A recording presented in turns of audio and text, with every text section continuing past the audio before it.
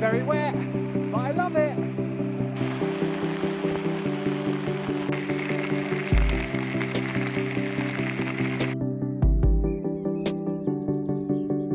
Well, I do have a little bit of sad news, but it's going to be quite the jigsaw because there's all of these pieces, and then I've got there's a few more of these, and then there's 2 big boxes of fittings and polythene and all sorts. These lambs are just insanely large.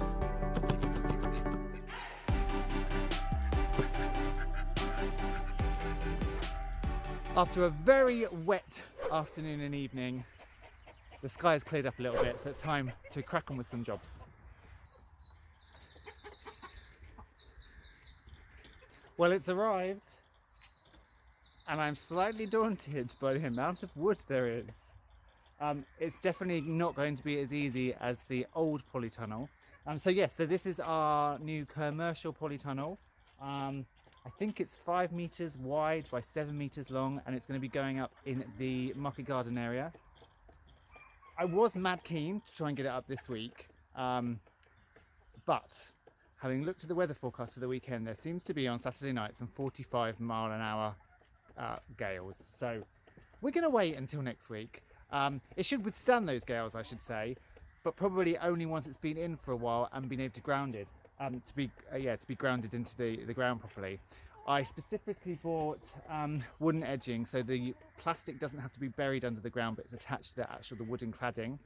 And I've bought big soil plates, which attach to the legs down here, or the straight legs probably over there, and then they go into the ground, and then stuff is put on top, which works perfectly as long as your soil is then hardened and creates that barrier. Freshly dug soil, it's just going to come straight out, so I'm not going to risk it. But it's going to be quite the jigsaw because there's all of these pieces, and then I've got there's a few more of these, and then there's 2 big boxes of fittings and polythene and all sorts. I'm excited though. I think we might need a little polytunnel building team day. So I'm just up on the hill, and the polytunnel is going to go right down there. There's Pepper just walking around by the shed, and the goats are over here. They were just over there, and actually this was wonderful. We were walking through here yesterday, and a couple of partridges shot off, which led me to believe there may be a nest in there, which would be super cool. And in terms of this mound, I don't know whether I've talked about this before, but this mound may well be something big in the future. Sard is heavily into birds of prey and obsessed with vultures. He wants to do vulture conservation in the future and work with possibly some of the local zoos. So this mound may become kind of the hill of the vulture aviary. So we would have struts out this side with netting. The vultures would actually be able to sit on this mound, and then we'd have a big netting over the top. Long-term project, but something that could be really, really exciting. There goes our little goat dog. It's going to round everybody up. They better not be going where I think they're going. So along here, as you know, I've planted roses and things. They have all of this to graze. They have the whole pit to graze as well, now our fencing is done. Where do they want to go? They want to go through there and graze the roses and the sage. And you can see they're already trying to go, so I might have to go across and shoo them. I'm gonna actually get some, look, they're literally trying to go now. I'm gonna put some electric fence just across there, so they go there a few times and get shocked, and then like, oh, maybe we shouldn't do this. Because all my hard efforts to make that sort of a wild ornamental garden will go to waste if the goats get in there and absolutely destroy it. Okay, it looks like they're moving away. Well, the 5 boys are. So we've got Angus, and then Gurgi, and then Ulysses, and then Humbug and Venom. The girls are over here, and the goat dog seems to be on top of the muck heap. Here come the girls. They do tend to follow as a pack, which is kind of cool. Here they go. They've realised they've been left behind.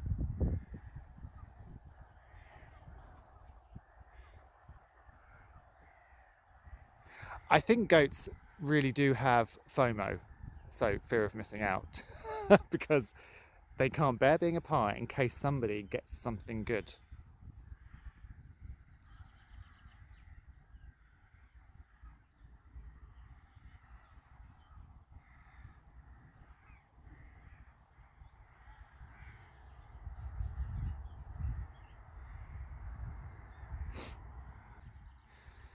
And I love seeing them in this field in particular.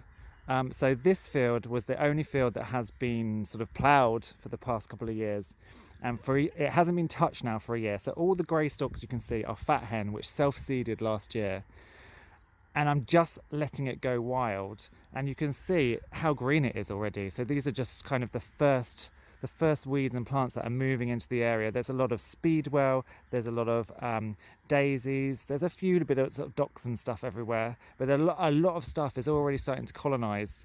So as I've mentioned before, I was originally gonna spend some money and get the whole thing laid to pasture again, but I've changed my mind because so much wildlife is in there, and the fact that there may be partridges nesting is incredible.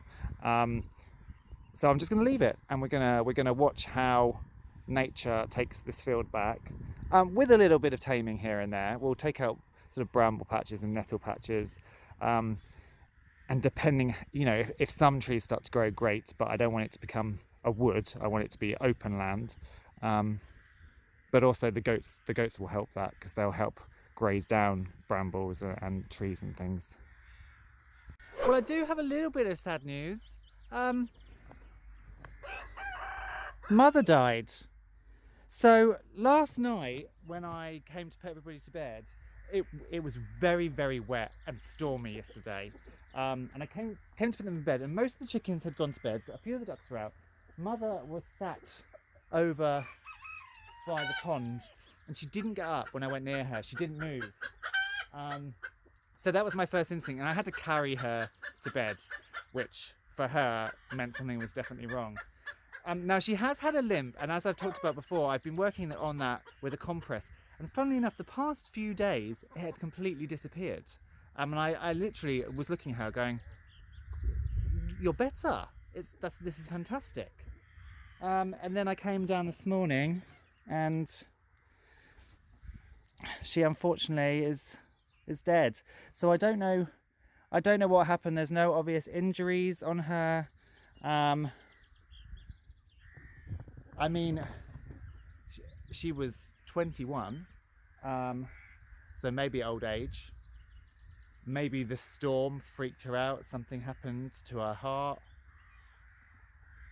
I'm going to take her home, pop her in the freezer, and then Sard, in time, will probably, well, there's a big bug there, Sard will probably taxidermy her and make her beautiful again. And guys, it's a little bit frustrating because the whole reason I hatched out the goslings was to give Mother friends.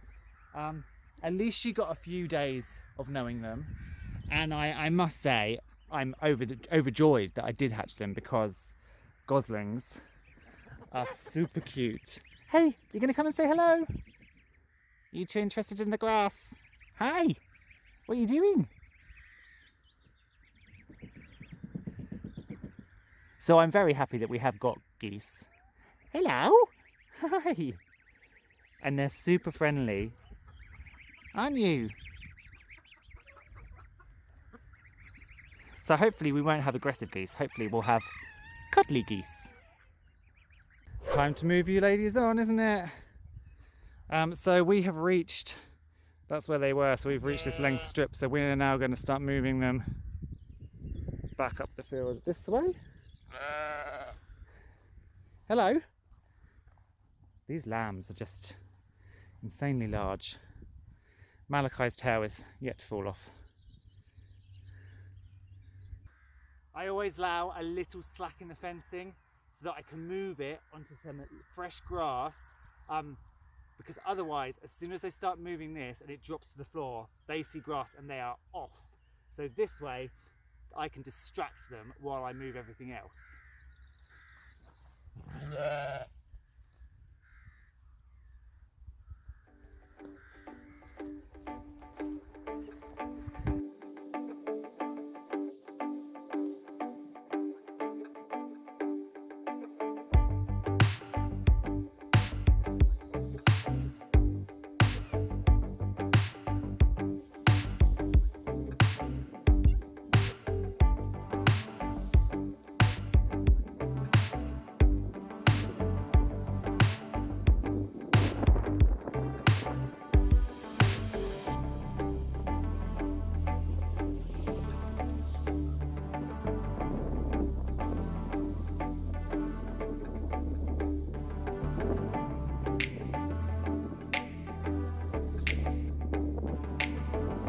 It's not particularly easy or quick, but it's the best way I found of doing it. And also, the more I do it, the more I get a knack for it.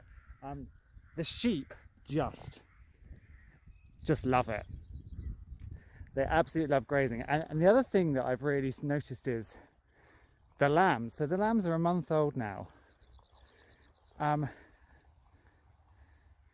But they are just loving the grass, and they will essentially wean it themselves because they have all of this fresh yummy stuff to go through.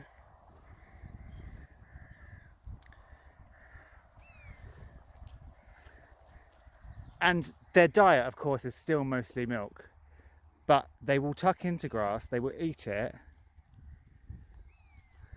and with all this fresh, nutritious, good stuff, I will find that they will basically just wean themselves.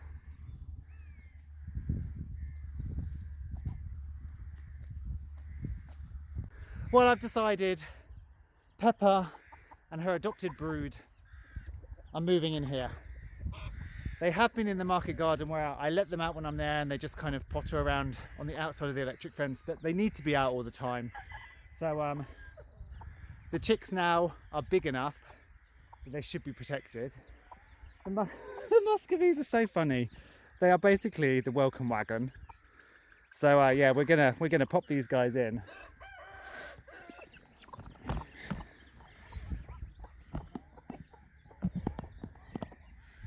Oh.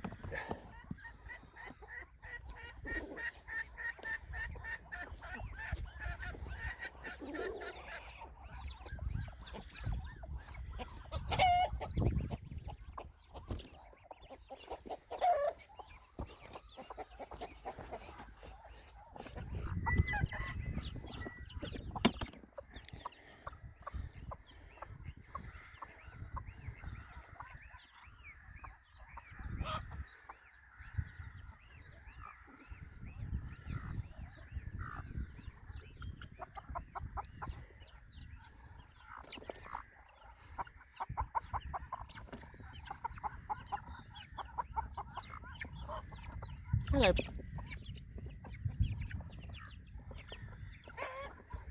You're gonna get left behind.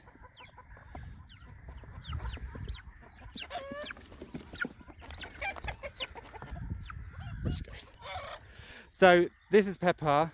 She's a Moran ancient, but she randomly adopted these Ixworth chicks, and these are for our first brood of Ixworth through the year.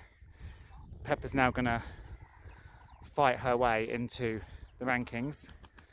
Well, these 9 chicks wonder what the hell is going on.